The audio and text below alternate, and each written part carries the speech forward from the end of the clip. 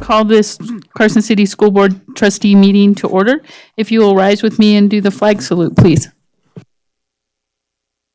Pledge allegiance to the flag of the United States of America and to the republic for which it stands, one nation, under God, indivisible, with liberty and justice for all. Thank you.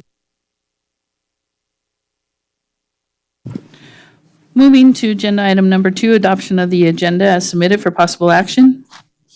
Second. Motion by Joe, second by Mike. Any public comment on the agenda? Seeing none, all those in favor? Aye. Thank you. Moving on to number 3, superintendent's report. Mr. Stokes, for information only. Thank you, Madam President, members of the board. Much of my time as of recent has been spent working on agenda item number 14, so I'm happy to defer any of my comments until that time, if that's okay with you. Fine. Thank you. Board reports. Okay, just an update on the NASB. We had an executive committee, board of directors meeting and training, going over the legislative update last weekend in Winnemucca. And so I'd like to thank the host, Humboldt County School District, for hosting us. And also, we toured the Marigold gold mine that's outside of Winnemucca. And so huge thanks to the Nevada Mining Association and SSR Mining who did that. And I have pictures of Mike driving the truck simulator and Stacy and Mike and I in front of the big tires that are kind of fun. So anyway, and then we... And I won't tell you what pictures I have of Laurel and Stacy. And we, what was I going to say? We canceled we had a training and conference planned for August, and that one has been canceled. So our next one is a training in September in Vegas, or September, October in Vegas. So if anybody, okay, and then gearing up for the conference in November up here in Reno. Okay. Thanks. Richard? I do not have a report tonight. Lupe? I do not have any reports either. Joe? I love this. Don? Mike? So I'll just say, you'll see you have your NASB directories.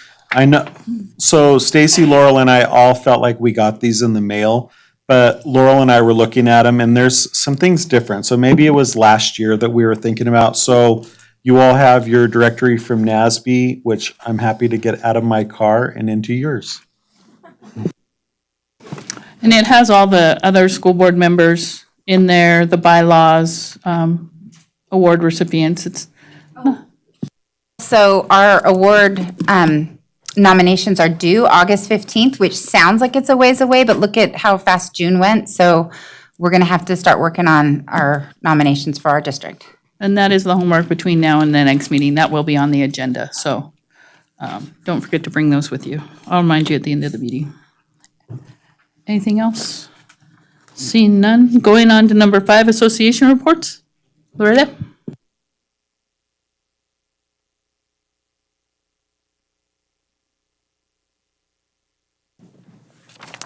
Good evening, Madam President, trustees, supervisors, and Renee. I just want to give you a report. We met with the district on our restructuring and our salary scale schedule. And I just want to say on behalf of CESA, thank you, AJ, miracle worker over there. New title for him too. Jose and Mike. This has been a huge undertaking, and we just really appreciate them looking at what we had and trying to put it together. And for the most part, we are very satisfied and happy with the outcome. And we know we're going to probably see some things down the road, but right now it's a great start. We couldn't have asked anything better. And Carrie Finn, she's the president of the Nurses Association, but as of yesterday, they will be merging with us on your guys' approval. So everything seems to be going really well, and we're very happy. And thank you guys once again for working with us. They listened to us. We got off track many times. And oh, by the way, I'm Loretta Marson, VP of CESA and Parapro. Miracle worker, yeah. I didn't bring my wand, so little side thing that happened yesterday. But just thank you very much, and that's all I need to say. So. Thank you, Loretta. After last week, we're all feeling very blessed to be in Carson City School District. Well, I'm blessed too. Thank you. Thank you. Going on to number 6, public comment. Comments may be made by members of the public on any matter within the authority of this board. Please note that public comment will be taken and marked for possible action before action can be taken on such items, and members of the public are encouraged to comment on such items at the time they are being considered. Although members of the public may respond to questions and discuss issues raised during public comment, no action may be taken on such matters until the matter is placed on the agenda for action at a meeting of the board. In making public comment, speakers are asked to come up to the table, speak into the microphone, and identify themselves for the record. Speakers are asked to limit their comments to no more than 3 minutes and simply not repeat comments of others. Is there any public comment? Seeing none, we'll move on to number 7. Discussion and possible action of approved potential refunding plan. Is Marty here yet? Okay. So we're going to skip number 7, I'm sorry. I'll move that we postpone agenda item 7 until Marty Johnson arrives. Motion by Laurel, second by Mike. All those any public comment? Seeing none, all those in favor? Aye. Motion carries, thank you. Moving on to number 8, presentation and possible action to approve the renewal of property casualty insurance package with Nevada Pool Public Agency Insurance Pool in the amount not to exceed $627,351.27. Self-insured bond in the amount of $3,111, and excess workman's comp policy with the State National Insurance Company in the amount of $44,063 for July 1st, 2019 through June 30th, 2020. Mrs. Sears, welcome. Thank you, Madam President, trustees, staff, and members of the public. For the record, Ann Sear, risk manager for the school district. We do not have a representative from Alpine Insurance Associates, our insurance broker, here with us this evening. They were unable to attend. Nonetheless, I would like to acknowledge their contribution to the school district, their hard work and professionalism.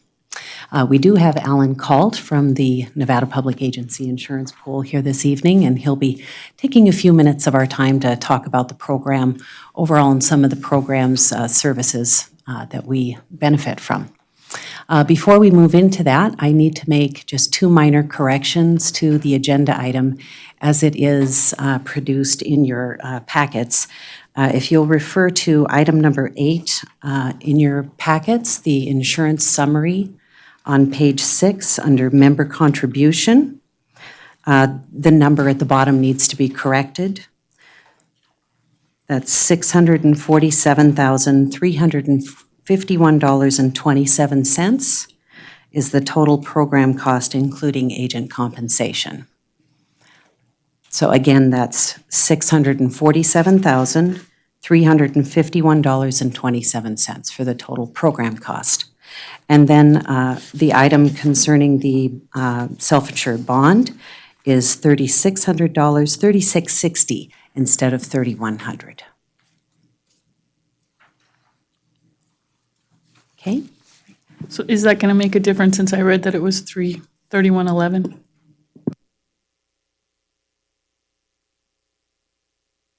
The agenda item has been posted with these specific numbers. I suppose, technically, if there's any member of the public who wanted to oppose it on the basis of the difference in the cost, they were not given notice of that. What I would do, Ann, is I would make the presentation tonight, get a sense of the board, whether there's going to be any objection, and then put it on the consent agenda for the July 9th meeting. Okay, very well. Change it in the motion too, whoever makes the motion. I think what Mr. Pavlakis is explaining is that we shouldn't make a motion because it exceeds the amount in the agenda that's listed not to exceed this amount. Ann, can you just summarize those numbers again, please? Yes. So in your packets, you show a total cost of the insurance pool program at $627,351.27. Then you show agent compensation of $43,887.81 for total program costs, including all services, of $671,239.08. This is actually in error, and the total program cost is less than that. It is $647,351.27, including the agent compensation. Madam President? And could you clarify that the package is $627,321? That is correct. That is the cost of the insurance through the pool. Okay, and then the self-insurance bond is $36.60? not the 3,100. Correct. And then the self-insurance policy with State National is $44,063? That is correct. So the only two items that need to be corrected, there are two items that need to be corrected. One is the self-insurance bond and then the agent compensation. Correct. So the board could the board approve the other numbers, Yes. policies tonight? Okay. Madam President, is that clear? The only items that you're being asked to not take action on tonight would be the self-insurance bond and the agent compensation. The other numbers are correct as stated in the Okay. agenda item. If you don't have any further questions about that, I'll turn it over to Mr. Calt. Good evening, Madam President, Board of Trustees. For the record, I'm Alan Cult. I'm the Chief Financial Officer for Pool Pact. Prior to coming to the pool about a year and a half ago, I was the Chief Financial Officer for Churchill County. First of all, I'd like to thank you guys for your membership in the program. You've been a member since 1996. And also on a personal note, want to thank you for Ann, worked for the organization for many years, and you guys picked up a great draft choice, bringing her over to Carson City. So you're to be commended for that. The pool is over 30 years old. It provides additional levels of coverage, high limits, and we provide services to our members. Those services are risk management, loss control, school safety, e-learning, HR support, cyber, and health and wellness, just to name a few. So we're just not your typical insurance company. We're providing more than insurance for that $627,351.27 that was payable to the program. We also have many programs that you guys have taken advantage of, and one of which is going to be the next agenda item that I'm very pleased that you guys have always been a stellar member of the program. You've participated. You share your knowledge amongst other members, and we appreciate that. You're very active in NASB, and the pool supports NASB as well. So we're real pleased to have Carson City School District as a member of the program. I'd be happy to answer any questions that you may have, or I could go into a 3-hour PowerPoint presentation that you probably don't want to hear. So, Any questions? Well, Mike?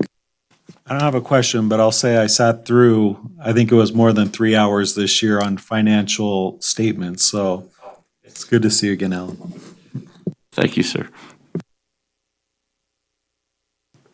Richard?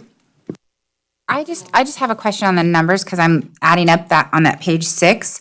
So the total cost is $627,351.27, and the agent compensation is $43,887.81. But the total is not the $671,239. It's actually less than that. So how did you get the $647 number? Because that I wasn't following. I was thinking it was, the total cost and the agent would add up to that, and they don't add up to $647. So can you explain that to me? The agent compensation was renegotiated. It's less than $43,000 now? Okay.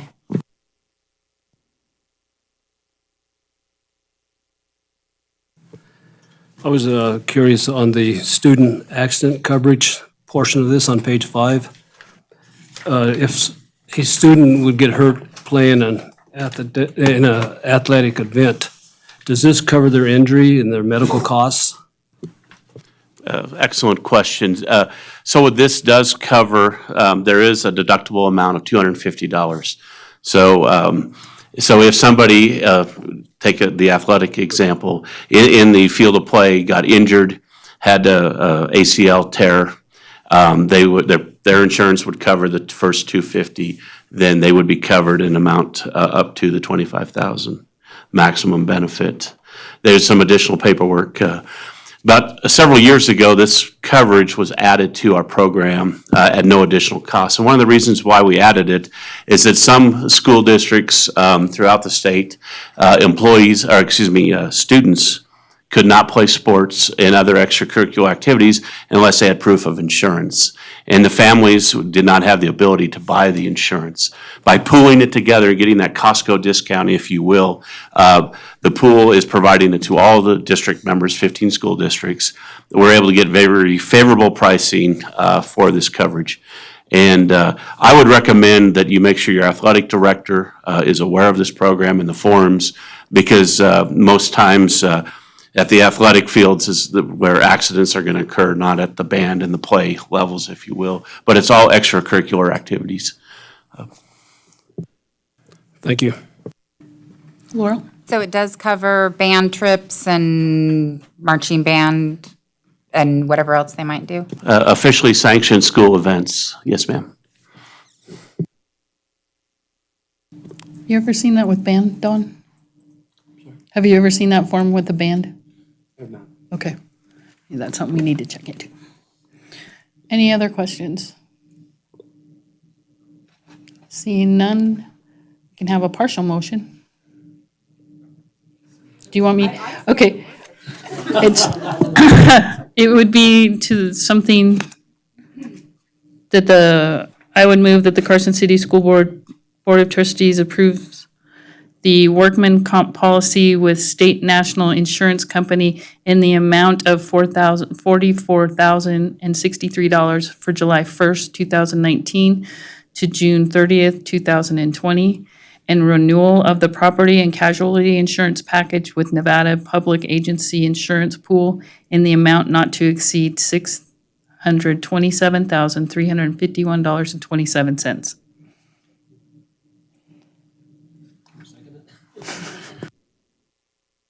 So moved by Mike, second by Richard. All those in favor? Oh, any discussion, any public comment on the motion? Seeing none, all those in favor? Aye. All those, motion passes. So we have those parts, and like we said, we'll put the other parts on the consent agenda for the next one. Al, thank you so much. We really do enjoy the relationship we have with Pool Pack. It's so beneficial for the 14 rural counties that we have. Thank you so much. Thank you. You're welcome. Now you get to go to number 9. You're not done. You're not used to being early is the problem, man. Moving on to number 9, presentation of the Loss Control Excellence Award in the amount of $3,500 from the Nevada Public Agency Insurance Pool's Loss Control Excellence Program, LCEP, in recognition of the district's safety efforts as a result of a survey completed by district staff. For discussion only. Good evening, Madam Chair, or Madam President, members of the board. It is with a great honor and a privilege to present the Loss Control Excellence Program to the Carson City School District. This program, it's a very rigorous review program that goes over loss control risk management in about 8 different factors of overall operational excellence that must be demonstrated by the member entity. And the school district here has achieved that. So we'd like to present this plaque to the school district, and most importantly, Andrew will probably there's an envelope on the back with a check. And we always encourage our members to invest that $3,500 in safety and loss control efforts. And clearly you guys invest more than that in the program, and we're very pleased to present this and appreciate all the hard work of your staff, of your employees throughout the district to make it a safe work environment. So I'd like to present it to you, Madam Chair, if that's all right.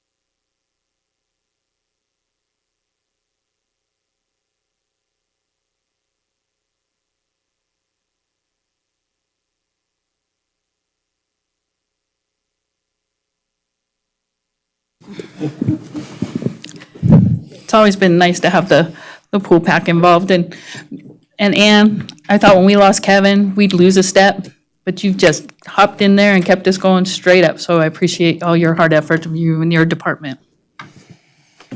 Moving on to number 10, discussion and possible action to approve proposed changes to CCSD policy 910, district-wide parent engagement, second reading for possible action. Mrs. Kima. I know the agenda. Susan Kima, for the record. I'm replacing Valerie Dockery this evening for this item. Mrs. Dockery's fine. We just had a grueling grant season along with the legislative season, so I gave her the night off. When this policy, the district-wide parent and family engagement policy was presented for its first reading at the last meeting, there was a suggestion from Trustee Ramirez to enhance or clarify language around the bilingual support for our parents. If you look at the fourth paragraph down in red, you will see the changes that we have made. Hopefully, we've captured the intent of your suggestions, and if we have, then we recommend approval. I would recommend that we say English language learners, just so it's consistent with ESSA language. But I think that either way would probably be okay, but I would recommend English language learners.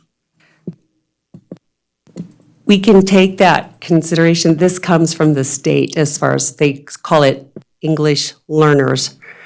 This is one of those acronyms, like ASL, American Sign Language is ASL, American Sign Language, but English language learners was ESL, ESL programs, English learners, English language learners, and the current terms nationwide, even though I do see some language in the ESSA as English language learners, everything the state puts out is English learners.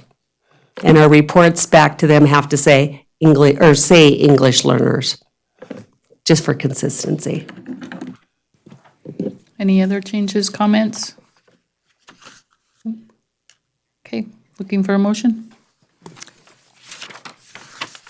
I move that the Carson City School District Board of Trustees approve June 25th, 2019 as a revised date for CCSD Policy 910, district-wide parent-family engagement. Motion by Lupe, second by Dawn. Is there any public comment on this? Seeing none, all those in favor? Aye. Thank you very much. We had to get you up here one last time for your last school board meeting, so. Here we are. We are so glad that you told Mrs. Dockery to take the night off. Yes. We're gonna miss that. Okay. Moving on to number 11, discussion and possible action to approve academic credit for career and technical education, CTE coursework for agricultural science 1 and 2 and health science 1 and 2 per NAC 389.672 and 389.673 for possible action. Ms. Kima. Susan Kima again for the record. NRS allows career technical education courses to qualify for academic credit. Districts who choose to allow academic credit for CTE courses must renew this request with the local board and with our state board every 3 years. So our time's up. So historically, for those of you who are new to haven't been around since the last time we renewed this credit option. In our case, in the Carson City School District, we currently do give a science credit for students who take Ag Science 1 and 2. And as we offer the same courtesy to our students who take Health 1 and 2, they also can get a science credit. So we currently do this. It's our 3-year renewal. I'm here to testify that our teachers, Charlie Mann for Ag Science and Kelly Gustafson for Health Sciences, along with Department Chair Scott Vickery, did a crosswalk between the courses, the CTE courses, and our Nevada Academic Content Standards for Science, and found them to continue. They are still a match. So therefore, I'm recommending approval of my request. Joe? a motion unless anyone has any comments. Does anybody have any discussions or questions on this? Seeing none, go ahead, Joe. I like these. I move that the Carson City School District Board of Trustees approve academic credit for career and technical education, CTE coursework, agricultural science 1 and 2, and health science 1 and 2 for the Carson City School District per NAC 389.672 and 389.673. Motion by Joe, second by Mike. Any other further discussion on the motion? Any public comment on the motion? Seeing none, all those approve? Aye. And we are good to go. Thank you. Thank you.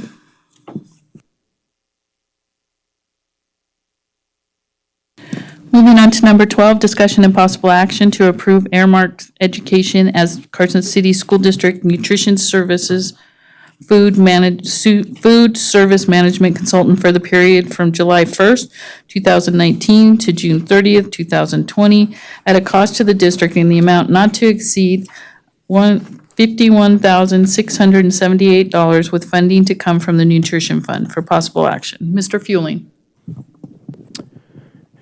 Thank you, President Wilkie. AJ Fueling for the record.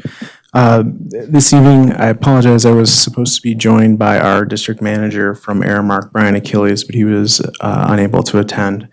So I'll just be walking through the contract with some notable changes and I guess just take it from there. So each year, or I should say back in the 2010 school year, the district first went out to for a request for proposal, RFP, for a food service management company. At that time, Aramark won the RFP process, and when that happens, USDA allows a district to continue with you sign a one-year contract, and you have an option to sign up to, you can go for another 4 one-year contracts after that. At that time, when basically 5 years is up, you must go back out to RFP again. The district did that in 2015, and Aramark again won that RFP process. And so we are now finishing the 4th year of the 5 possible years with Aramark. So this contract that's being presented to you tonight represents this coming, which will be the 5th year of 5 possible years. So in December, likely this year, we will start the RFP process again because we must, under USDA regulation, to go out to bid, looking for potentially for a new or maybe the same food service management company in that process. The type of contract that we have is called a cost reimbursable contract. So the original contract was a fixed fee contract. We paid for every meal sold, every breakfast sold, every lunch sold. There was a value that we would owe Aramark for that. In this second contract, now the cost reimbursable contract, it's quite a bit more work on our side, but we actually get to see all of the internal costs of the fee or the service that they offer to us. So we on a monthly basis are going through every invoice that comes through, every single food invoice that comes through, all the costs for the Aramark staff person who is at our site. And then there's always a monthly management or administrative fee, which is basically overhead costs and profit to the company. And that's what this $51,678 represents. So we pay much more to Aramark over the year, but it's all reimbursement, direct reimbursement of the costs of their running. The true kind of contractual cost that's defined is this $51,678. That's really kind of what they get out of it. So that's where that number comes from. One of the changes this year is, well, I should say there are no substantive changes to the contract at all. The only change that was different this year and is of note is the financial guarantee. So if you recall, the nutrition program annually runs a deficit. So at least going back about 20 years, the revenues in the program have never been enough to cover the costs of the program. And one of the reasons the district first looked at going out for a food service management company in 2010 was to try to reduce those deficits over time. And over the last 10 years, those deficits have been reduced. In the last fiscal year, that audited fiscal year 18, that deficit was about $198,000. So that's the lowest it's been in, I believe, almost 20 years. I'd have to check that for sure, but it was quite a length of time. So this year, one of the changes that happened that was decided for the program this year, the free and reduced population at Mark Twain Elementary School has been dropping over time, and they were what is called Provision 2 status, which means that every single kid at Mark Twain can eat breakfast or lunch for free. But as that rate drops, once you get under kind of the 70% range of free and reduced lunch, it becomes a program that can be problematic, especially from a financial standpoint, to sustain that. So when we got into this current year, that status was removed from Mark Twain. And we knew there would be an impact to that. I don't know that we quite expected the impact to be as dramatic as it was, the reduction in participation. I believe it was close to 45,000 fewer meals were served at Mark Twain over the year than had been served the previous year. So with that, the budget reflects what is kind of the impact, largely the impact of that change in Mark Twain with the reduced meals. So instead of, in the first 2 years, the first 3 years of this last Aramark set of agreements, they will guarantee a deficit. And if that deficit is exceeded, they will cover the balance. There are certain exceptions that can come up, but they will basically cover the balance. So they're guaranteeing it won't be worse than this number. So it had been $250,000 for 3 consecutive years. This last year, because we had such a good year in the prior year, they had reduced it to a $230,000 guarantee. This year, with those changes at Mark Twain and the impact, that guarantee, they have actually decreased it to $305,000. I will, yep. I think decreased it. So it's instead of the guarantee being $230,000, it's going down to $305,000. The deficit, yeah. I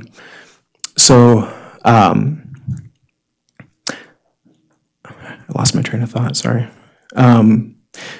So it reflects those numbers. I will tell you that we are currently, I'm currently working with Brian Achilles, who's our district manager, and Elizabeth Snyder, our director of nutrition, and with the Nevada Department of Agriculture to do some kind of quick final analysis to see if it would make sense to implement what is called a Community Eligibility Provision Program, CEP program.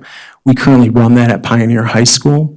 And it's different, but it ends up being kind of the same thing. Every kid can eat for free at those schools for breakfast and lunch. And then you get a certain calculated rate of reimbursement. So we're finishing that analysis. If that comes back to be something that we think would be helpful, we have until the end of this week to apply, and NDA can then consider and would likely grant that status. So while I'm not excited about bringing this number to you, certainly, this is still the last 2 weeks we've been actively working at trying to see if we can improve this somewhat. So I should say, we're not going to improve the number at this point because the agreement is what it is. But we're trying to see if we can, with some certainty, try to improve what the final outcome of the program is. And I think with that is all I have. if there are any questions. Any questions, Richard? Yeah, thank you for all the work you've done on this, but I just got a quick question. If my math is right, the total cost of the district is going to be about $351,000 or something like that for the mills, is that right? Or am I thinking something different? With the deficit and the management fee? It's in your Exhibit B in your packet. Sorry. Because those And let me management fees explain. are already in I think I know what you're talking about. So, you have to think of this, the $51,000, that is a cost that they charge. That $51,000 cost really is already within that $305,000 deficit. So it's not in addition to it.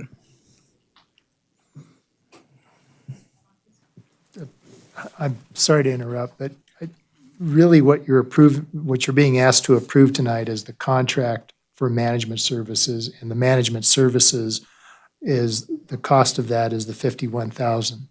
The 300 or whatever the deficit number was or was included, is my understanding, in the budget that was previously approved by the board. Is that correct? It was not. The budget that we'll be talking about next does include that revision to it, because I had initially had the 250,000, or I think 230,000. So that has been revised to the 305. Okay. For this evening. Anyone else? Joe? So next year, we'll have to go through the RFP process. Do we have just a ballpark? And I'm asking this because it pertains to my decision on this, but what is the cost of the district roughly to go out, to go through the RFP process? If we wanted to do that, sure. If for some reason this didn't get approved tonight and we said, we think it's time to do that process, how would that affect our budget? Well, so if we didn't do it tonight, if we didn't approve it tonight, we'd have to, and I guess if the will was not to approve it at all, and the direction was to go back out to bid again, we would have to do that immediately.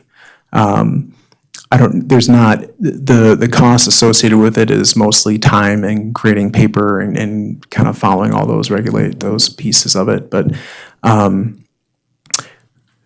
there is, if you participate in the RFP committee, there is an offset to that cost, in that you get a buffet of food. Every one of these providers brings food, and you get to try it all out. And it's quite a wonderful day if you starve yourself the day before. So, but yeah, it is actually of any of the RFP processes I've been through, it's the most involved, kind of most intensive. The RFP document itself is pretty significant to go through. AJ, would there be time to go through the RFP and select a provider by August 18th? Or would that be something that would really be difficult to do? I would say it's possible, but it would be very difficult to do. And I would have to brush up on my time frame for the RFP process, as far as the time, because there's a certain number of days that things have to happen, or you have to allow for responses and things like that. One of the reasons I brought that up is I think last year when we were renewing the contract, I think it was last year, correct me if I'm wrong, Aramark wasn't here then. They had a function, they all attended, and tonight nobody's here again. And I'm just wondering how comfortable they're getting with us. And I'm also wondering, are these types of budget fluctuations something they should be tracking a little closer? Is that possible to do that? I can't compare them against anybody else, so I'm not saying they're not doing us a good service, but there's enough question to where it's rattling around in my head. Sure. No, that's a fair question. I guess for a reference point, a $305,000 deficit historically in the program over the last 10 years would be, I believe, the third best financial performance that we've seen in the last decade, maybe fourth. So, for some context, while it's certainly a decrease, and I don't necessarily like to see that, it's still not terrible in the historical context. They do so during our monthly meetings. I'll tell you that this year, from everything that I've seen from them and everything that I do myself to track it, I am very, I'd say 80 to 85, 90% certain that that deficit will exceed what they guaranteed. So I think right now the guarantee is like 230,000. I'm expecting it to come around 280,000. And so given that situation, there are certain exceptions that they can claim. And in any company that you do this with, there's going to be exceptions, like if enrollment comes in lower than what was projected, things like that. So if there are no exceptions, then Aramark would have to cut us a check for $50,000 to cover that balance. And that's pretty standard with these types of contracts and with food service management companies. You have these guarantees in place. That's one of the biggest reasons that districts go out is for try to improve financial performance. So again, that number is not ideal, but it is, in the bigger scheme of things, better than historically how we've performed. Mike? I'm just wondering, I mean, we're hot off the heels of a legislative session, and I know that our district staff is going to be really busy this summer just interpreting all of that. I think that it'd probably be put an undue burden on them to add this to their plate at this time also. That's my concern. And I would just say too, we're very quickly going to be in mode, really getting into RFP mode here as soon as school starts and getting that prepared. So I think if you have any strong feelings or concerns, that would be a great opportunity. I know President Wilkie has participated in the past, and any outside eyes are certainly, well, I guess you're inside eyes, but valued in that process. So I would encourage you to be a part of it. It's an interesting process. If you haven't been through a large district RFP process before, it's one to get involved with. Anybody else? So I guess my question is, you're saying that we were 45,000 meals down? Did they not see the trend or something? I mean, how did we end up being 45,000 before? I mean, you would see, especially from one school. So there was certainly an expectation that it would go down. I think, I mean, the Mark Twain over the 4 years where it stood, the number of meals had actually been increasing over time. I think as families became accustomed to the Provision 2 program, how it worked, what the accessibility was. It also brought about the Breakfast After the Bell program, where students eat breakfast in the classroom after classes started. I would say that early in the year, this year, as we're looking at numbers and we're looking at all the schools, you could clearly see there was a difference in Mark Twain, that it was reduced. We expected that, but at the beginning of this year, right initially, we weren't extrapolating that out over the whole year right away. Once it got to be around December, it was clear that there was really a significant reduction. So again, it wasn't anticipated to be that bad. They came in worse than they had prior to Provision 2 status. So it wasn't really, I don't know, I don't know if I can say much more about it. It just wasn't what we expected. So the 42, it was because they had to pay for meals now? Or there was the food, or do we know why those 45? Yeah, I apologize. I probably jumped. So when you qualify for Provision 2 status, again, every child, breakfast or lunch, eats for free, and the district gets a certain reimbursement on those meals based on the last known status of free, reduced, and priced students in the school. So when you leave Provision 2 status, it's kind of an abrupt thing, and there was a lot of work done at the end of the last school year to make sure parents were informed that this was going to be changing. So then what happens is you go back to a point where if a family qualifies for free lunch, they're still getting free breakfast or lunch. If they qualify for reduced, they're getting a reduced price breakfast for 30 cents or reduced price lunch for 40 cents. But over time, Mark Twain's free and reduced rate has actually dropped quite a bit over time. So you have more and more kids who are paid. And if they're not necessarily, usually your kind of lowest participation rate is with your paid kids. So if they're not participating to help make that up, I mean, you could certainly question, I guess, the food and what they're bringing to the table at Mark Twain and why is it not bringing more kids in. But at the same time, in other schools, while lunches have, I'd say, relatively flatlined over the last couple of years, breakfast had been increasing quite a bit as those programs had expanded, but they were down this year specifically because of Mark Twain and the program there. I would have to piggyback on Joe. This is the same thing Airmark did the last time we had the 5-year contract. They were real involved at the very beginning, the first and second and third year, and then the fourth and the fifth year, they fell off, and they did it again this year. So I'm just very disappointed that they couldn't send somebody here.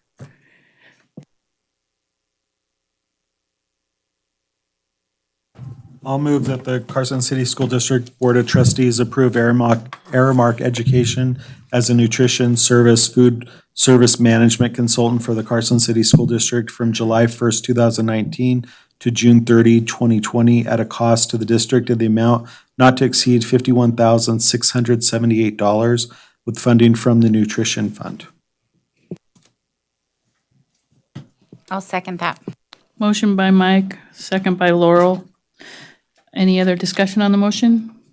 Any public comment on this motion? Seeing none, all those in favor? Aye. All those opposed? Nay. Nay on Joe.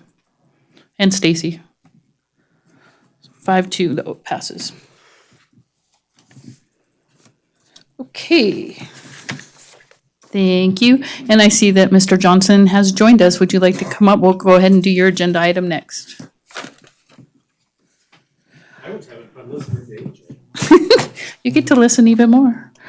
We'll move to number 7, discussion and possible action to approve the potential refunding plan in connection with refinancing all or a portion of the Carson City School District Nevada General Obligation Limited Tax Refunding Bond, Series 2017B, the 2017B bonds, in the approximate principal amount of $11,200,000 for possible action.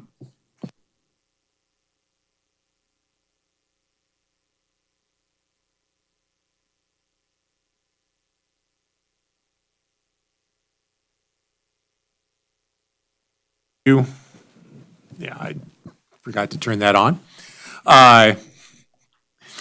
For those of you that have been on the board for a while, we've done a few refundings over the years. For those of you that are new, it's a process that is very similar to refinancing your home mortgage, with a couple of distinctions that I'll explain as we go through this short presentation. To give you a little background, in, actually, I should say December 2017. Oh, yeah. Or no, it was 16. No, it was, holy cow, it was 17. Yes. Sorry, too many deals. In December of 2017, there was a lot going on in the marketplace. There were things going on with the market itself, but then there was the Tax Reform Act that had lots of wonderful things in it as it relates to municipal finance. One of the things that they wanted to do in that tax reform bill was eliminate the ability for local governments to refinance bonds ahead of their call date. Typically, when we sell municipal bonds, we have a provision in there that we're not allowed to pay them off for at least 10 years.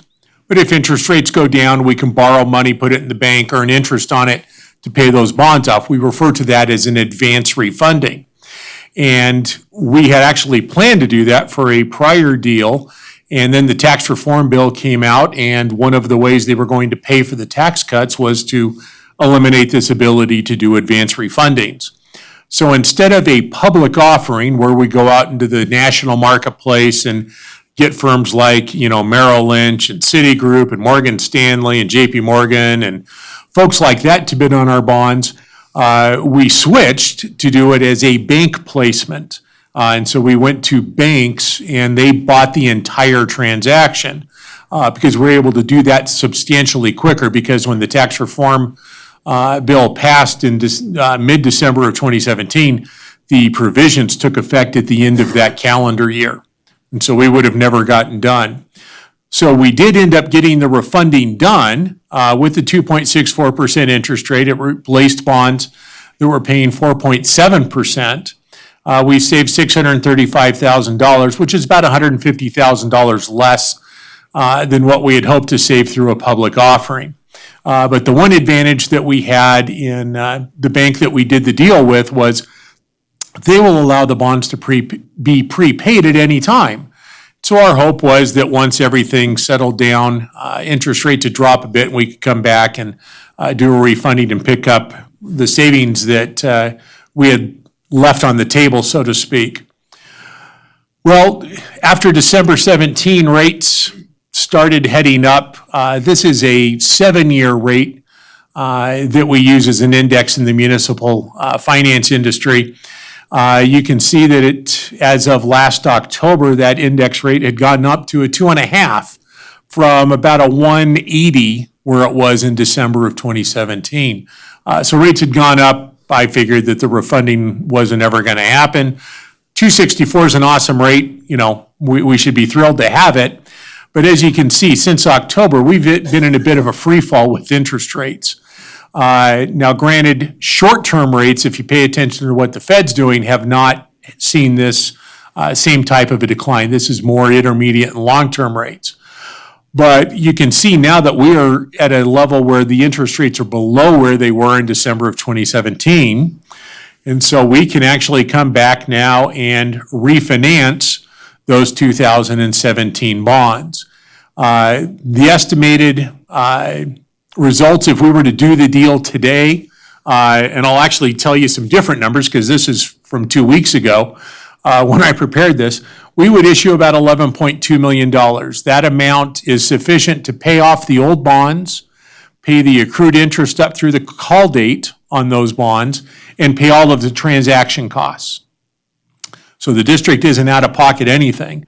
The interest rate at that point in time was about 2.1%, total savings $275,000. Notice that that's more than the $150,000 that we left on the table. Given that the market has continued to improve over the last 2 weeks, if we were to sell today, that savings number would be about $375,000 to $400,000, actually moving in our favor. Granted, it's not a ton of money when you look at the amount of debt that the district has outstanding, but this is money that the district will never get if it doesn't do this refunding. Savings on a refinancing are generated between the day we pay off the old bonds and the maturity date of that issue. So the longer you wait to pay off bonds that can be redeemed, the shorter the time period you have to save money, which means you need a greater interest rate differential in order to generate the same savings. I've been wrong for the last 8 years, but I can't see how rates can go much below where they currently are. I mean, if inflation's 2%, the 10-year is, basically running at the rate of inflation. Something's got to give somewhere along the way. So the savings kind of are what they are, and they're kind of a freebie that the district can go out and get. And again, those are net of all of the transaction costs. We're targeting those savings to occur in years that will help and facilitate the issuance of the next bonds for capital projects. We'll look to target certain years to reduce the debt service, which will create a little bit additional room to pay the debt service on the new bonds and/or create funds that can be used for pay-as-you-go financing. Again, it's fairly small, but also recognize that we're moving from a 2.64% interest rate to a 2.1. Most refundings that we did, back in the day, as we talk about, we were going from 4.5% or 5%. down to the, 2 to 2.5% range. Generate substantially more dollar amount in savings. So again, this is just a preliminary discussion. The actual resolution that would authorize the issuance of the bonds would be on your next agenda if you decided you wanted to go forward with this on July 9th. And then in approving that, you would be delegating to the superintendent and the chief financial officer the ability to accept bids on the bonds. We anticipate that we would sell these bonds at the end of July because we've got to prepare an offering document. We've got to go to Moody's and get a bond rating. There's a number of things that we've got to do before we can get that done. But again, our expectation would be that we can get all that done by the end of July. If interest rates suddenly turn and there is no refunding to be done, as long as we pull the plug before we put the preliminary official statement out in the marketplace, the district has no fees that it needs to pay. Once we've put that out there, then there would be a rating fee for Moody's that the district would have to pay, as well as a posting fee of about $1,000. And the Moody's fee would be discounted and then would basically also discount the rating fee that we'd have at the end of the year if we go forward with new money issuance. But we'll, of course, check the market before we would ever post that document and make sure that there are sufficient savings to justify moving forward. With that, I would be happy to let AJ answer any questions you might have. Any questions? Richard? I was wondering, you mentioned a house refinance. On a house refinance, you can lock in the rate for a certain period of time. Can you do that with these bonds, or is it just whatever day you close on? It's whatever day we actually sell the bonds. And so that's what will happen the end of July, and then early to mid-August, we would actually close. But we can't lock the rate until, one, we've had the resolution adopted by the board, and then we've put that offering document out into the marketplace so that bidders know what they're actually buying. But we're trying to get that out there as quickly as we can, given what's going on in the marketplace right now. Joe? So based on the numbers you're showing us, and like you said, what we left on the table, I don't see much of a downside to doing this. It looks pretty good.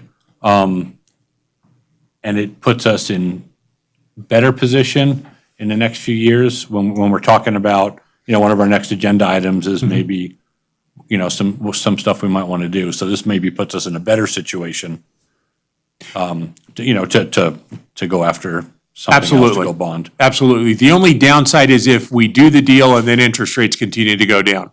Yeah, sure. And we left some savings on the table, but as they say, there's room in the market for bulls and bears, but hogs get slaughtered.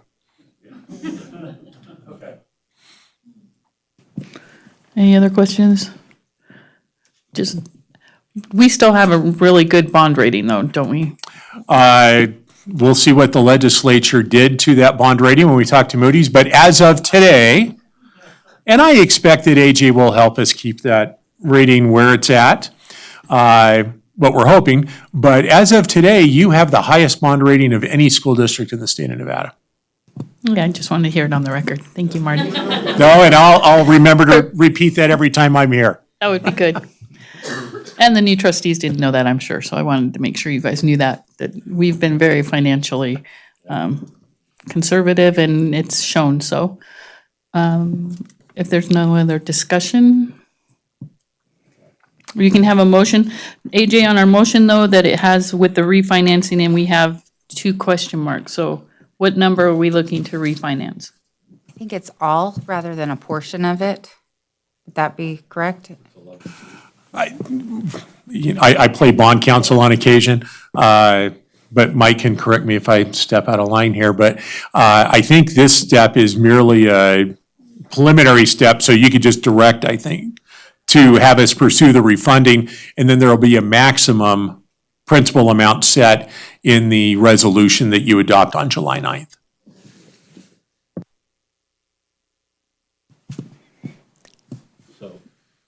So you, We wouldn't use the $11 million actually, number. what you can do, where the question marks are, you can just leave that blank. Okay. Okay, so let me try this with the cheering section on the side.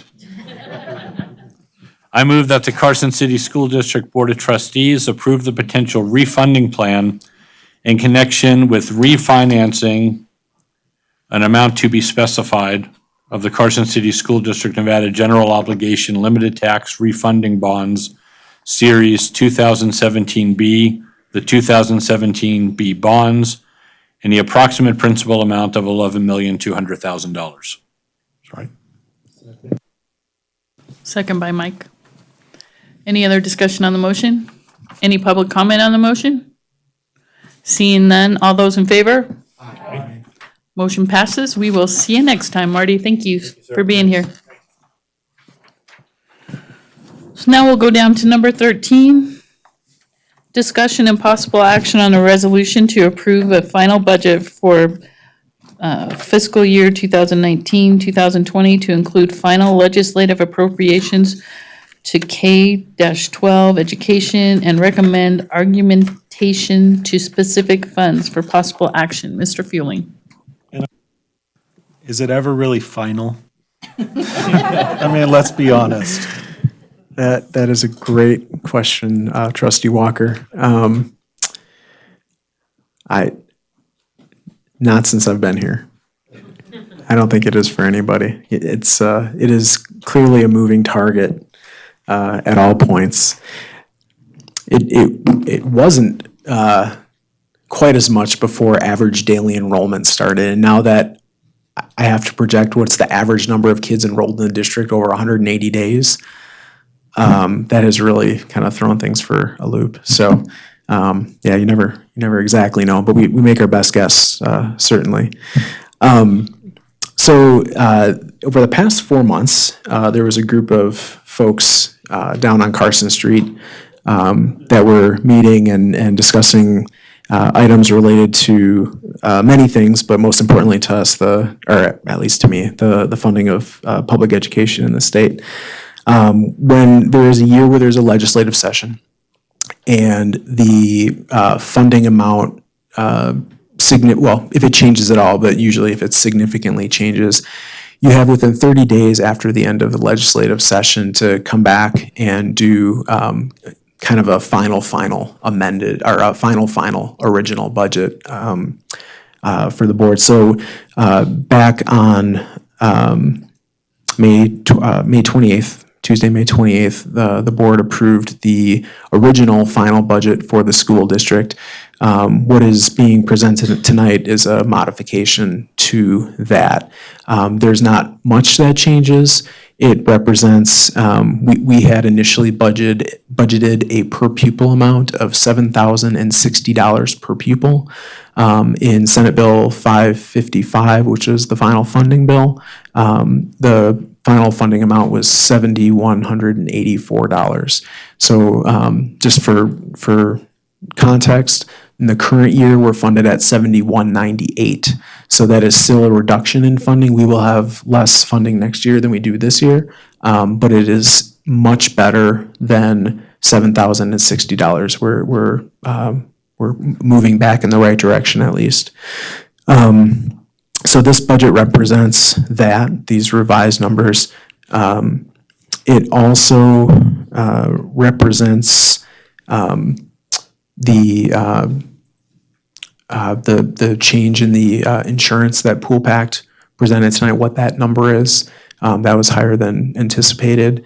And then also represents the change in the guaranteed deficit from Aramark. So those key pieces, those are kind of the three pieces that are different within this. So because of the additional revenue, it improves the projected ending fund balance, because the only extra place that's spent is in covering the increased insurance costs and the increased deficit in the nutrition fund, but there's nothing else adding to expenditures in the budget. So it's an improvement of about $900,000. And I think that's it. I'll take any questions. Any questions? So, Mike?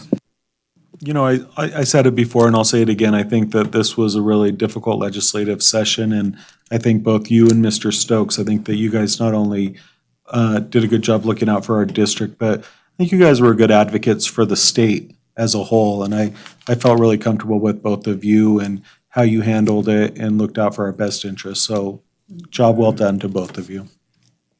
Thank you, Mr. Walker. I appreciate it. Richard? Yeah, thank you, but I'd still like to just restate my concern of running a deficit of this large for this year is it's going to increase next year. And I don't know if there's any plans on the table to look at reductions throughout the year so we're not facing such a large deficit next budget cycle. Sure. And the concern is shared on my side. The plan at this point is once we get to early September, we'll have all of the new hires kind of represented in our accounting and HR systems. And once we have all that, that's kind of a key point where we can start using that information to start projecting out what are going to be future costs for staffing. Staffing, again, is by far the largest part of our budget, so that having that locked in as well as we can is really important. So once we get into like September, October, I'll have kind of started putting together my initial models on what the future may look like from an expense standpoint. I don't know if we'll know the revenue side any better. That Commission on School Funding, they're supposed to have the first meeting, I think it's supposed to be before October 1st, so we may know a little bit more, but I have a feeling we won't, we do know what our revenue generally will be for the following fiscal year, the second year of the biennium. But if we're really trying to take a holistic look, we have to take a look down the road, and that's where really 2 years from now, I mean, even the increase in revenue for next year is not as substantial as I'd like. It's probably like $700,000 to $800,000.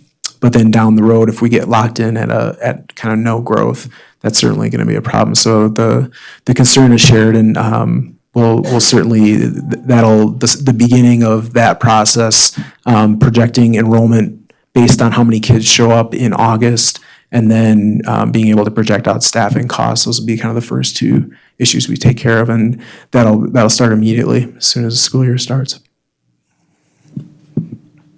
And we're thankful that you're serving on that commission, and we appreciate your time on there, and to thank to the superintendents for nominating you and Mr. Johnson. I think that's a great addition to that commission, and we're looking forward to being able to at least know that we're having a say and know that the right numbers are being presented. Any other questions? Joe? No, not a question, just a comment. First of all, thanks, AJ. This, for anybody who hasn't been tuning in, and it's such a lively topic, I don't know how you could miss this. But thanks for everything you guys have been doing. I mean, we talked about budget deficits that were going to be substantially more than this. So that $2.9 million deficit also includes the $1 million contingency. So if we don't have to touch that, which generally we don't, I mean, we did recently, but we're under $2 million. So I agree with Richard. I'm uncomfortable with that, as you are, but I'm happy it's where it is, and we didn't have to sacrifice additional amounts of dollars. So thank you. Anyone else? Okay.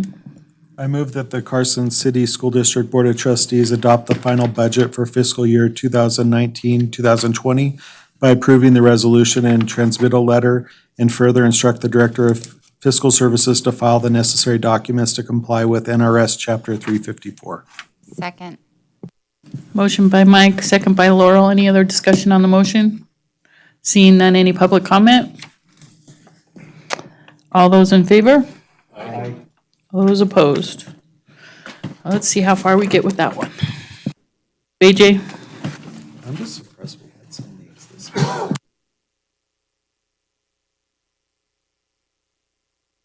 And then I'm gonna send around the budget thing to okay for everyone to sign, so make sure you do that before you go, and then that's yours.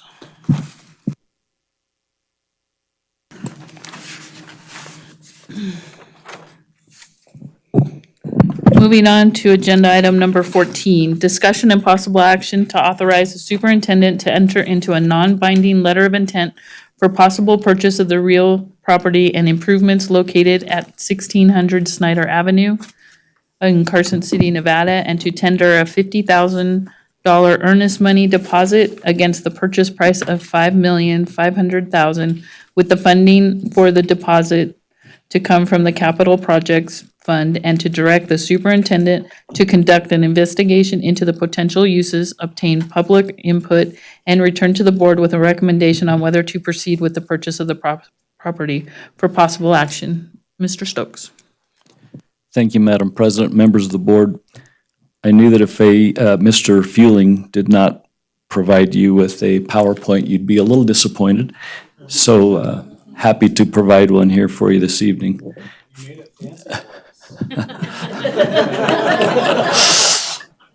Trustee Walker, you know me.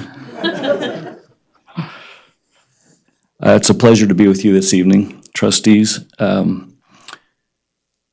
As you know, over time, the school district has typically, when we have been dealing with student enrollment growth, we have either purchased portable classrooms to deal with that growth. We have added on to our existing buildings,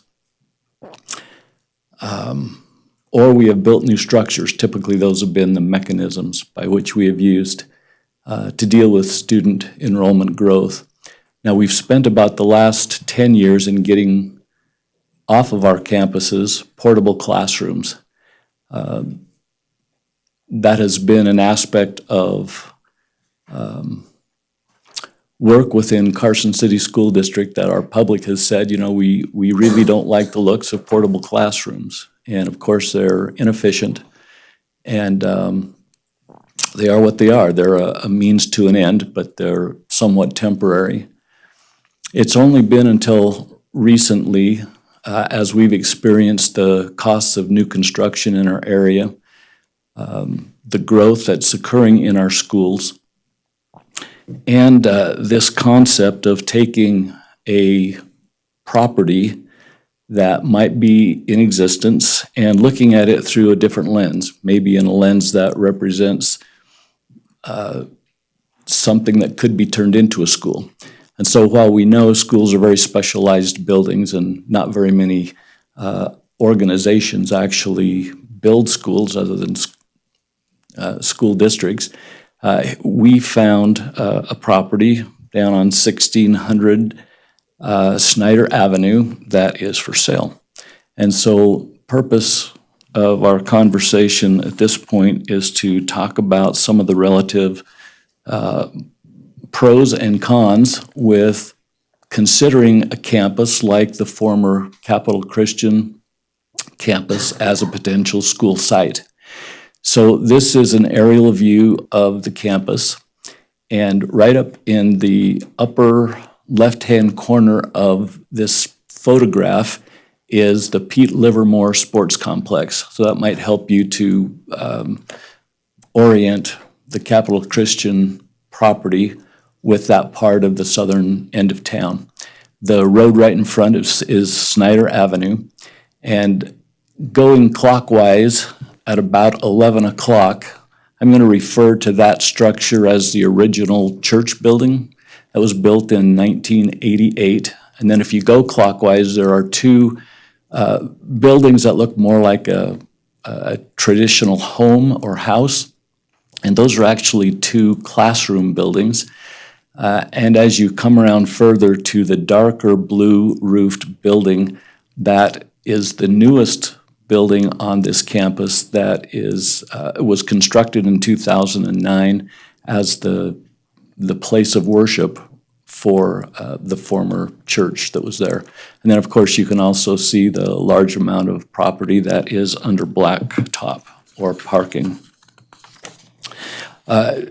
Just for your orientation as well, if you were to stand right there on the corner of this property looking due south, you would see Northern Nevada Correctional Center. So that is right in the vicinity, as is the fairly large residential development of Shoals Ranch. So this particular property is on 10.2 acres. It's zoned for PR, which stands for Public Regional. And so this particular property has the appropriate zoning for a school structure. The campus contains approximately 43,800 square feet of buildings. Of course, it is largely under blacktop for parking. This campus has, in the light blue roofed building, a full-size gymnasium, a kitchen. There are on the campus approximately 15 classrooms of varying sizes. There's also office space within this property. I had referred to the newer building as a performance hall earlier. I would like to change that to more of a multi-purpose auditorium. And that was based on some of the feedback that I received from our professional staff who are involved in teaching the arts in Carson City School District. And then you'll also see the black structures on top of the building with the light blue roof, and those are actually solar panels. So there is a solar array that is part of this campus.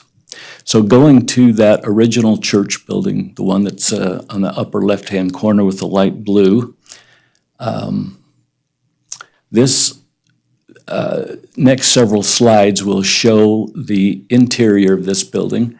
Some of it is a little dark, but the main entrance to this building, and we're looking at it from a second floor balcony, and so that comes right in off of a covered awning that's all under cement. So there is actually an opportunity to add more square footage immediately to the west, just by given the way this building is designed. And then through the doorways, the wooden doors that you see there with the red carpeting, that is the gymnasium, and this is a photograph of that. You'll see it's quite a large room that has been nicely built with both lighting and sound. It has a stage, and in the back corner, on the upper right-hand part of the gymnasium floor is a kitchen that has some commercial aspects, and for use as a school, however, this would have to be remodeled. There would have to be some changes and modifications to make that more efficient and able to deal with a larger number of individuals. And if you have any questions on any of these photographs as we go through, I know some of you have been able to tour the building, but I'd be happy to go into more detail if you have questions. Also, in this original building on the second floor, there are a number of fairly large office spaces. Also, on the second floor, there were a couple of rooms that were also used by the church as classrooms. They're still probably more office space size than they would be classroom sizes based on school usage. The left-hand photograph shows one of those rooms that was used by the church as a classroom, but again, it's not a school-sized classroom. On the first floor of the original building, and this is on the right-hand photograph, there was a daycare that was used, and so these are actually quite large rooms that could be used for a variety of things. They could be sectioned off into other offices if needed, or they certainly could be used as classrooms with some fairly modest renovations. It almost looks like Mr. Davis drags his head on the...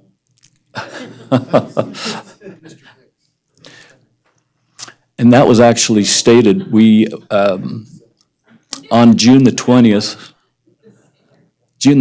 we did take a tour through the building again with a number of folks, and we had in our group Mr. Darren Berger, who also provided me some feedback, and he did make that recommendation that we take a look at both the second floor of this building and the main floor, because the ceilings did seem a little low. And so that again would be one aspect of due diligence that we would be looking at in this particular structure. This just shows some photographs of storage area. that's an important place in any school, as you're talking about, not only places to store tables and chairs, but also seasonal items that are affiliated with any school. So if we go now clockwise to the classroom buildings, at one time on this particular campus, these structures were used as a preschool. And as you might expect, there's a hallway right down the middle of each room, each building, I'm sorry, and then on each side of the hallway are classrooms. Each of the classrooms have a door that exits to the hallway and also a door that exits to the outside. The smaller of the classrooms are about 550 square feet, and so they're slightly smaller than what we typically use for elementary schools, but there is also, I'll just push up quickly here. In this particular photograph, or both photographs, you'll see the area that was used for preschool space, and this particular room is ×2, so they're about 1,100 square feet in these two areas. But in a lot of the rooms had new carpeting. The church was in the process of repainting and patching holes. The rooms were really in quite good shape. The structures are more of a residential type. So the outside has fiberboard on the siding and composite shingles. And there's also a picture here of the mechanical room, which also tends to be more on the residential side rather than a commercial application. Each of these buildings are approximately 6,000 square feet and good size, but still in this particular campus, they are lacking for enough square footage to actually handle a 600 student enrollment school, which is about what most of our schools are. So there would have to be some added square footage in order to accommodate a 600 plus student facility. So if you walk outside of these classrooms now, that gives you just a look back to the north and northwest. We were there on a beautiful day. And now as we walk over to the newest building on the campus, the building that has the darker blue roof, which we'll call the multi-purpose auditorium, you can see on the outside at one time there were I believe decorative columns that were attached to the side of the wall. We happen to have in our group Mr. Keith Squires, who formerly was a principal out at Capital Christian School, and he said that some of the structural elements of those decorative columns were to actually break up some of the snow as it fell off the roof of this particular structure. It looked like that some of those residual pieces of glue would come off if you worked at it a little bit, but it's obviously something that would have to be addressed. The photograph on the right is coming right in from off of the parking lot. So you come into a nice sized, very modern looking foyer. And on both sides, so where these folks are walking towards that wall, there are, and also as you look at this photograph off to your left, there's two very nice restrooms. They were well maintained, they were clean, and would handle certainly a large audience who might be using this structure. So as you walk into the room, and really it's only one room, you see this particular area. So it has projection units, lighting. The sound system was very evident as you looked at the different equipment that was in the room. Of course, all the chairs are there. It was stated by some of our folks who attended our walkthrough that this stage is a little small for band concerts and certainly would not work well for a theatrical production. There's not the capacity in this structure to lift and lower different devices used for plays. There's not some of the other considerations that a more traditional performing arts theater would have. So that raised some concerns from people who attended. On your left, the left side of the photograph, the wall on the left is actually the rear wall of the building, and the wall on the right is the back of the stage. So there's a very small portion of the backstage area that could be used for storage or anything else. And I'm also would like to say that on the wall closest to the stage area, that would be full of electrical and mechanical types of things. So there would be some limitations as to what could actually be done toward that part of the stage. Going from the ground floor up to the stage, there is a handicapped elevator there that can go up one floor. I thought that was a nice addition. And this is a photograph on the left of the auditorium, the stage area. And then in the back, of course, there are the electrical devices that would be used to adjust and set the sound and the lights. And all of that equipment is maintained in the structure. The last building that we really haven't talked about, and we're not quite sure honestly what we would do with it, but it's about a 700 square foot residential looking structure. You can see on the right-hand side, it says chapel. It's a nice little oasis there with grass and a water feature and the flagpole, but I'm not really even sure what it was used for. And that is, again, a look back to the northeast, standing from that little structure that was called the chapel that we just showed in the photograph. So where are we right now? The Bond Oversight Committee has toured the property, and I have received feedback from that particular group that was able to tour on the 20th of June. And as we talked about what might be some potential educational uses for this property, you can see that an elementary school site was suggested. It was also suggested that we turn the property into a 6th grade center, which I thought warranted maybe some additional thought.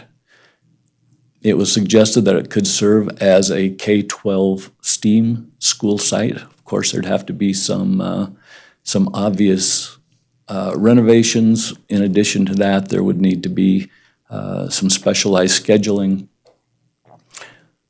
We have entertained conversations in the past by groups who had interest in a performing arts school.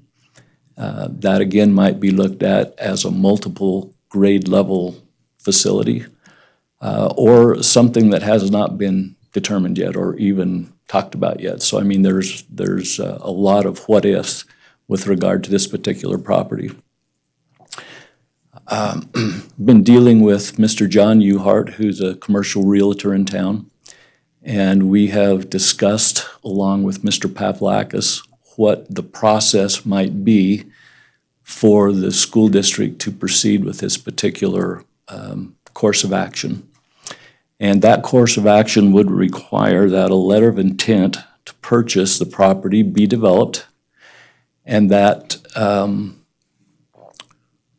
with that, we enter into a time frame of 90 days that allows the school district to do a number of things. One, it would essentially say to the seller that we're interested in purchasing the property.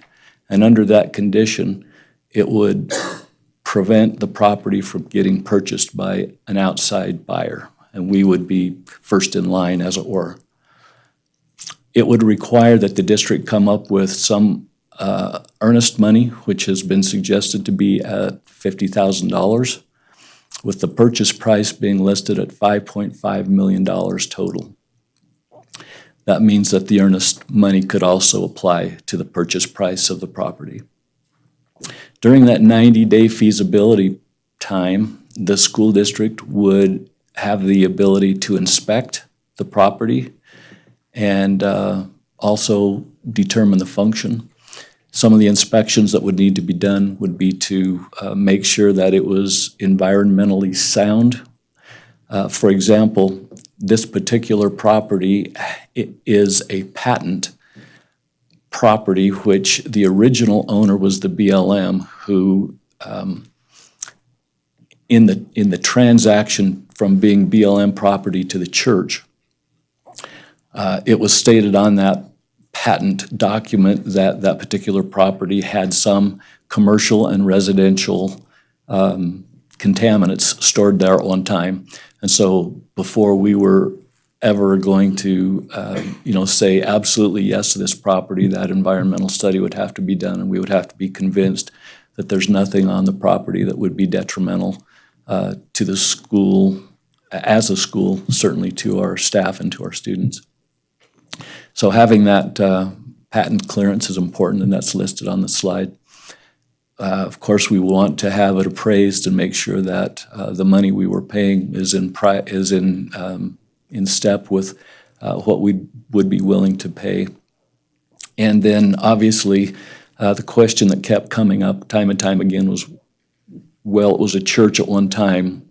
How can you turn it into a school, or how would it be used as a school? And so there has to be some significant work that's done to create what that use would be, and then determine whether or not it fits into our plan.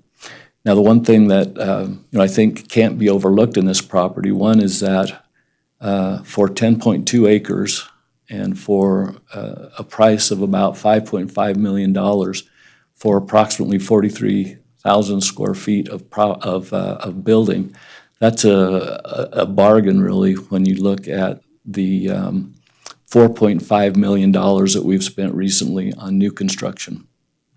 So when you look at the per square footage costs, it's about a 1-to-4 ratio when we're comparing buying this particular property and then considering the amount that it would take to actually make it into the school or to the campus that we need it to become. So again, the 90 days allows us to do this study. It allows us some time to then come back to the trustees and say, for this particular purpose, we give you this recommendation, or we ran into this particular problem and we don't believe it's worth the risk. But it does give us an opportunity, which is what I'm asking tonight, is to have you consider us taking the time and the energy to determine whether or not this really could be a good deal for the school district. I know there's some other folks here that are interested in what's going on, and I certainly am anxious for them to give you their opinions if they wish to talk tonight, and am also happy to answer any questions that you might have. And I know Mr. Uhart is here. He might have some specific questions or answers to questions that you might have about the actual purchase process. And of course, Mr. Pavlakis is also familiar with the letter of intent that I believe you now have in front of you. So would the board like to see public comment first, or would you like to ask questions? Okay, so we'll go ahead and have public come up and talk first. Okay.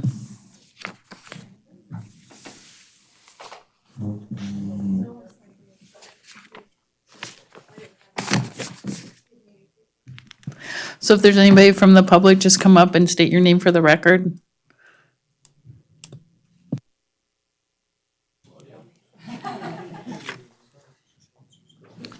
Well, in the meantime, Mr. Stokes, I just have a question. I can't remember. The open land around that, what is that zone for? What development could potentially take place in that space? Mr. Lee Plemmel, who is also Director of Planning here in Carson City, he was able to attend that June 20th meeting, and he said that the land around it, including, of course, the Pete Livermore Sports Complex, is owned by the city, and that it also has that same PR zoning condition. So that would limit who and how, who could be our neighbors and how the property could be used. It would have to be that public regional application of the zoning law. I did skip over a slide here that I wanted to share because this is an important aspect of being able to do a deal. In discussing this concept with Mr. Fueling, we would obviously need to come up with, if you give me this this go-ahead, we would have to come up with earnest money initially. That $50,000 could come from our capital projects fund. And because we are in the process of looking at another school bond to sell in fiscal year 2020, we qualify, and that's kind of the maximum amount that I've listed there, $25 to $30 million. Obviously, the price of this project would be well under that, and so we could sell a school bond for a lesser amount, which could be the sale price of the property with any added tenant improvements that it would take to bring the property up to speed for whatever the ultimate use is. And then once the school bond money was obtained through that school bond sale, the money that was taken out of capital projects would be reimbursed and made whole, and then it would be as any other capital project due to the use of our school bond funding would look. It would look like any other project that we've done in the past. And then, of course, just for your information, it would be another 5 years down the road based on our current rollover status when the next school bond could actually be considered. Would that amount be another 25 to 30 million, or would it be less? And it would depend on the amount that we actually bond for in the first place. So if it's on the upper end, the bond amount for fiscal year 2025 would go down. AJ, do you have a number? $20 million? Okay. You know, we've been talking a lot this year about needing new schools. And so if we go forward with something like this, I'm not sure why we wouldn't just turn this into either an elementary school or a full middle school, as opposed to just like a one school center or whatever. I mean, we don't have very many options for where we're gonna build schools. And it almost makes sense to me to make a decision, where's our greatest need? And then, you know, outfit this property to be an actual school. That's just my opinion. Joe? From the conversations we've been having, just for perspective, an elementary school, and AJ, correct me if I'm wrong, ballpark is about a $40 million number by the time you build it, furnish it, do all the stuff you need to do for it. The 10-acre site, you know, we were walking around looking at it, not necessarily big enough for a middle school, but my thoughts, so I can kind of concur with Mike, is big enough with some work to be an elementary school. But rather than get into what it could be, because I've got a couple other ideas too that may not be any good. But what this does for us, what we're voting on tonight, is whether or not we should put up to $50,000 in earnest money, which gives us 90 days to pursue these options, see if this is viable for what we want to do. And if I understand correctly, we're not in danger of losing the $50, provided we meet the time requirements. You know, we give them a decision within the 90 days. If we move forward with it, we can apply that towards the purchase price. If we decide to back out of it because it doesn't meet our needs, we would get reimbursed at $50,000 in full. Is that correct? So I want to make sure that we're clear on this too, because yes, what you've said so far is correct. But if we submit a letter of intent, the seller believes that we are fully intending to move forward to purchase the property. And it would only be if during that 90 days that we found something that we didn't like or found that this wasn't feasible as a school site that we would say no, and we would have to get to that point before the 90 days expired before we would not experience any kind of negative effects. So in order for us to actually receive the earnest money back, we would need to, yes, meet that time frame. But this allows us time to do our due diligence, so. I believe it does. We also have in the letter of intent that we would have some additional time if, for example, we hired someone to do the appraisal and it took longer than 90 days, but it would have to show that we were working hard and the individual that we had hired was also doing their best to give us that detail and that information. But for the most part, we would work to meet all of those deadlines so that there weren't any particular reasons why we could say that, we didn't do our due diligence. And I have several questions, but number one, is 90 days adequate to do everything that needs to be done to determine if this is a potential good site for a school? Well, interestingly enough, through Mr. Plemmel, I was contacted yesterday by a gentleman who is helping to manage a grant that was recently received by Northern Nevada Development Authority. And some of the concerns in doing this due diligence are things like an environmental study, which sometimes can exceed a 90-day period. Well, this gentleman and this grant is a federal grant that takes properties like this that are meant for public buildings like schools or libraries or police stations and helps those public agencies do a phase 1 or a phase 2 environmental study. And so we could actually have that work done for us at no cost by using this particular group, which again, just seemed like timing was everything. And he assured me that he could do it faster than 90 days. So I feel good that at least that aspect of the work could be done quickly. And then we would need to find some of those other professionals like appraisers, et cetera, that could also guarantee that that work could be done in that amount of time. Thank you. Also, when I was talking to Mr. Squires, and I think I shared this with you, he talked like BLM actually owned the land. Did that get cleared up where the district would actually own the land if we moved forward? We would need to study that out in greater detail. I can't say I understand that aspect completely, but we would want to make sure that we could change the property, we could build on it, we could add to it, because we would intend to own that property into perpetuity. I mean, it's going to be part of our assets, and so it would make sense that we could only move forward if we had the assurances that that would be our property. I know this is real early in the process, but is there any estimate that could be made about how much it would cost to retrofit the property and the buildings to make an adequate school? I don't have a number for you simply because one proposed outcome might look a lot different or cost a lot less than another. And I think we've got to determine what that fundamental use is going to be first before we could get you a good number on that. But that could be done within the 90 days, right? It's going to be hard, but we're going to make our every effort to do that.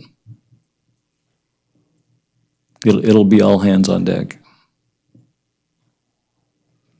Just a thought, because I've seen some of the comments with concerns about the location of the correctional facility. Is there any way during that 90-day period you could look into security measures that are there, or just something to assure the community? I mean, I know the community sends their kids to play soccer at the fields that are right there, but just if there's any concern about that, that could be looked into and a report given. Thank you, Trustee Crossman. One of the things I would say is important for us to consider is if we were to purchase that campus, it would be to treat it in the same way we would any of our other schools, which means that we would have some sort of secure, or at least a property envelope. That's one of the things that we have. We have fences and buildings around all of our other structures. We would also have, or need to add, secured entrances, and so that would have to be detailed out, and certainly there would be a cost. In terms of how safe are we from Northern Nevada Correctional Center, your guess is as good as mine there, but I know that I live in the vicinity, and when we first moved there, it was, you thought about it, but not for very long.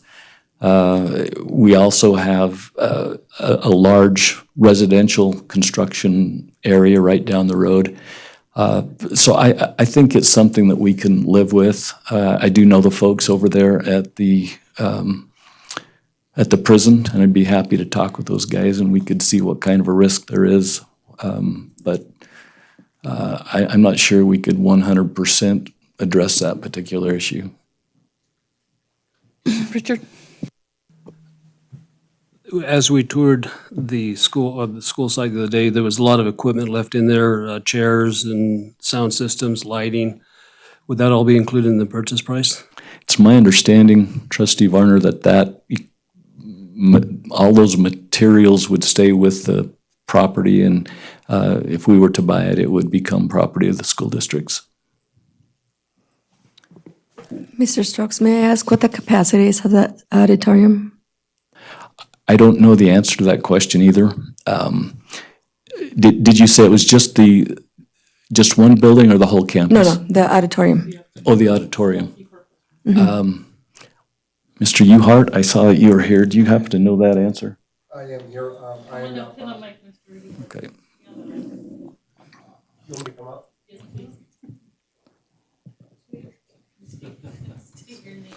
Sorry about that.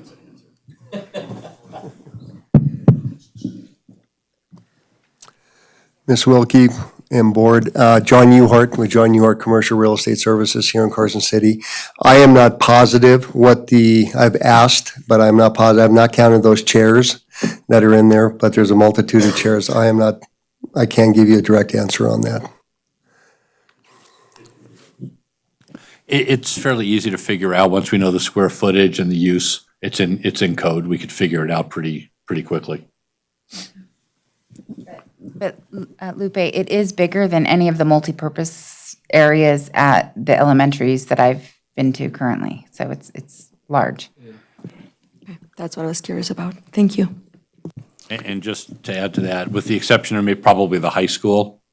Well, I'm just thinking outside the site, the parking, probably got more parking than any other school we have in the district, per capita, with the exception of the high school. It's got quite a bit of parking out there as well. Parking is usually an issue for us with variances and things like that, so. Don? Had to be about, I think 4 years ago now, for whatever reason, I think we had a spring high school band concert there. I don't know if you remember that. 4 years ago or so, and it seemed like it worked fairly well. I mean, I don't know if you remember that. 3 years ago? Okay. And it was my daughter's senior year. It was 3 or 4. And I remember being there. I mean, it seemed like it was fine as far as the band concert. We had, four different ensembles there. Joe? One more question for me. I couldn't tell you as far as the asking price, if it's good or bad. It's probably, like you indicated, it's, for what we're getting, is pretty good. But does this letter of intent lock us into 5.5 million? Or if for some reason we felt we wanted to offer a different amount, we would have that ability? When I read in here, it's pretty clear in a couple places that What if the the price appraisal is. comes in less? So the letter of intent is a non-binding agreement. So a letter of intent basically sets forth the terms and conditions of a purchase agreement. So this will let the sellers know that there's interest in the property, and through a very good entity, obviously the school district. Then if they accept this, then we have that 90 days to do our due diligence. Appraisal comes in, the environmental studies come in, the school district's comes up with what's the best use for that facility. And then at that point, we go back to them and say, the appraisal's 5.3, 5 million, well, here's the appraisal, and that can all be changed. So I'm assuming, I hate to assume anything, that Mr. Pavlakis will draw the purchase agreement eventually, and that will be the binding contract, certainly. And the way the letter of intent is also written is it shows a 90-day due diligence. But as long as we, as an entity, is showing the sellers that we're doing what we're supposed to be doing, and that's what they've asked me, that's what they want, some timeframes, what is going on, then we have an ability to extend that due diligence an additional 90 days through that letter of intent. You're welcome. Any others? It would be my hope that we could get at least one public workshop together so that, like we do with the strategic plan, and ask community members to come out sooner than later, because it is a big change for us. Other than that, I don't see any problems, and I thank Mr. Pavlakis for all the hard work that he's put in this to make sure everything is okay. Yes? To that end, I've talked with Mr. Uhart, and on item B, the feasibility period, the effective date refers to the purchase agreement that is yet to be drawn. And so I'd like to change effective date as specified in the purchase agreement to 90 days from the date hereof. Sorry, where is that? The 90 days? On the second page of the letter, item 4. Delete effective date as specified in the purchase agreement and insert date hereof.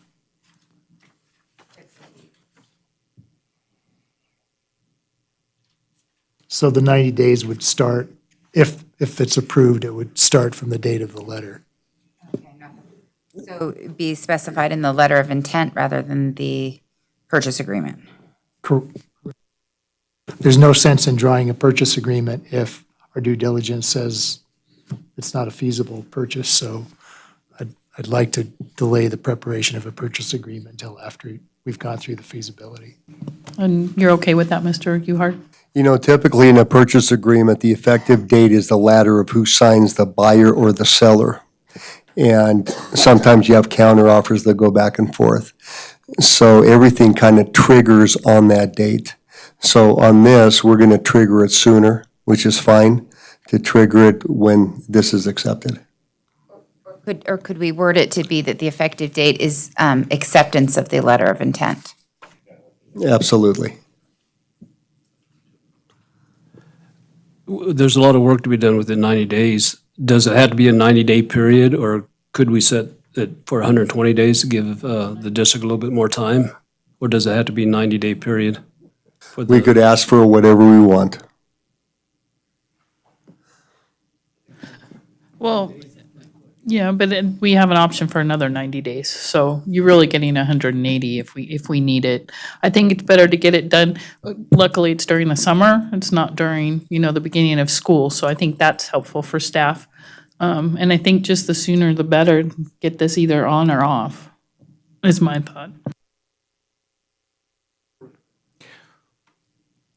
Madam President, members of the board, I did look at the calendar before I came today, and 90 days is September the 24th. And I figured in order to get to the trustees early enough, that would have to be the 10th of September, which is the first school board meeting in September. So yes, that time is looming large. Does anybody else have a problem with the 90 days? I'm fine with the 90 days. I agree. It's a tall order. If anyone's had conversations with, the owner may not, we can ask for whatever we want, but the owner's liable to say, look, see what you can do in 90 days. But if you've had conversations and they're open to a longer period, it's probably okay to informally ask the question.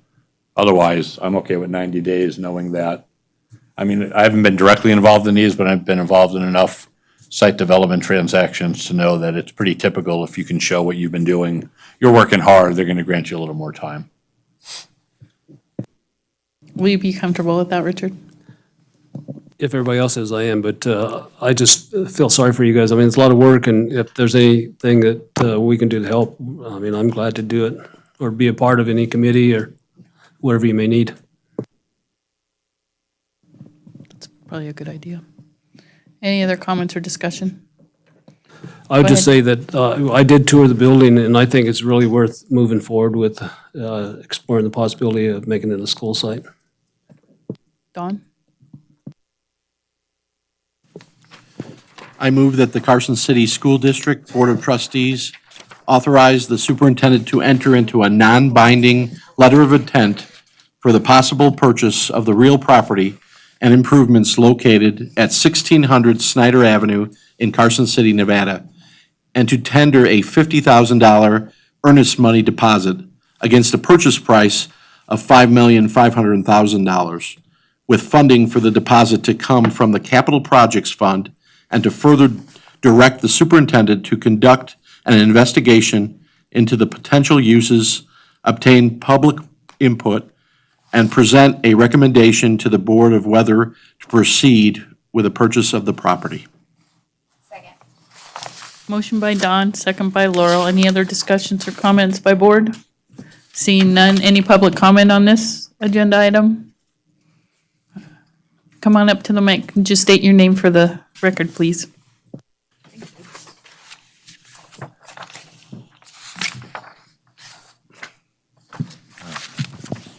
For the record, Brian Fox here, Orchestra Director in Carson City Schools. Mr. Stokes mentioned that there are a few of us here today from the arts community, and just wanted to make sure that we had a voice, since, and I do believe that we do. And just regarding, we're here regarding the use of the facility. We would, that a performing arts center, or at least a concert hall, in the school district has been an issue for a while, and it's something we feel strongly about, because our students deserve, as part of their education, to perform in a performance center. We do have the Bob Boldrick Theater here at the community center. It's very, the scheduling for it is very crowded. And certainly if one of these buildings on this campus were to be dedicated to a concert hall, that would certainly open things up schedule-wise. And so, as has been mentioned in the motion, public comment would be important to us. We'd like to be part of a committee that could inform how, if we were to choose to select at least, this building for a concert hall, we would want to have input as far as, what sort of equipment should be housed there, since it is a long distance from schools, and what type of renovations within our budget we would need to enact. So like I said, there's a number of us here tonight, and I just wanted to make sure that we had kind of summarize what our concerns are. Thank you for hearing us tonight. Thank you, Mr. Fox. We are looking for that.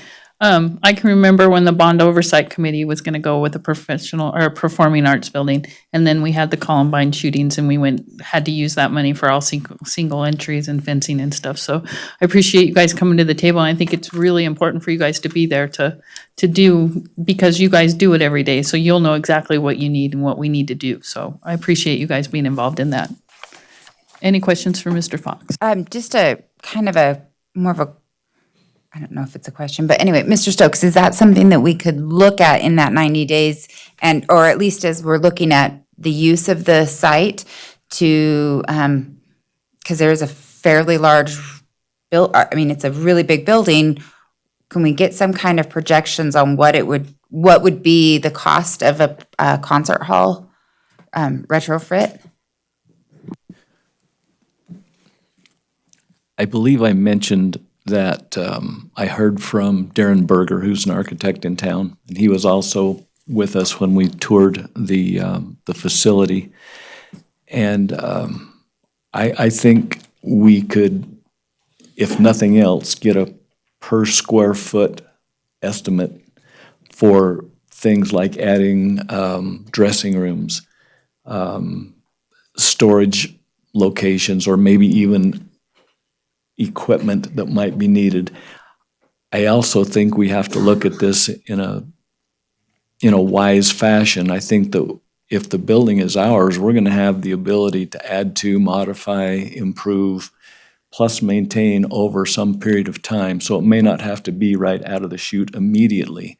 When I spoke with, and I forget the gentleman's name who actually manages this building, he said there are times when there are conflicts when the school wants our facility, when we have already leased out or obligated the time for the Bob Boldrick Theater, that he said if we had a room like this, we could send those folks to you through our joint use process, and that would free up for the schools greater access to what we have right now as a performing arts center. So I think there's a lot of different options that we just don't have right now that we could begin with a property like this.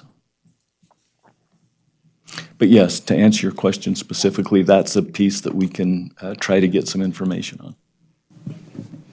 Thank you, Mr. Fox. Is there anybody else who would have public comment? Mr. Millard, state your name for the record, please. For the record, Dwight Millard. I would only warn the school system, if they want to own the property in fee simple, one of the first places you should start is BLM. Because I think in my research of the records, it is a lease, and so it is available for purchase.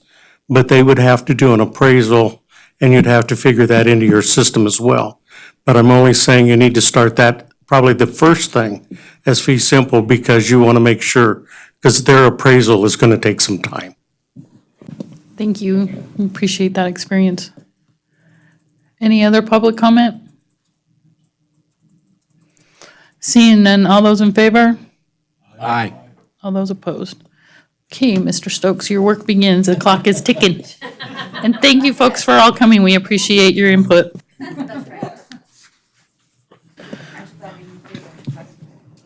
Right. Moving on to number 15, approval of the consent agenda for possible action. So moved. Motion by Mike, second by Don. All those, any public comment on the consent agenda? Seeing none as they all leave. All those in favor? Aye. Moving on to number 16, informational items. Doesn't look like we have any. School's out. Moving on, did anybody have any questions about the informational items? Moving on to number 17, request for future agenda items. So I guess it would be the two that were discussed during Ann Sears' project and then Mr. Johnson's request for the bond. And then last meeting, there was an issue with one of the dates being wrong in the That one contract. agenda, and so we only did it, so that probably needs to come back, or was that in the? It's on, It's in the consent? it's in the Okay. consent agenda.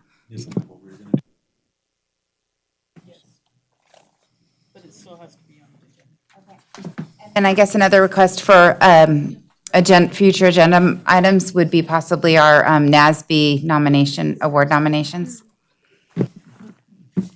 Yeah, so make sure you guys, I know you guys got those packets from Renee. If you need another one, let her know, but we are gonna be working on those next meeting. That is one of the agenda items. Any other agenda items? Mr. Stokes, good? Okay, seeing none, I move for adjournment. Thank you, and we'll see you in 2 weeks.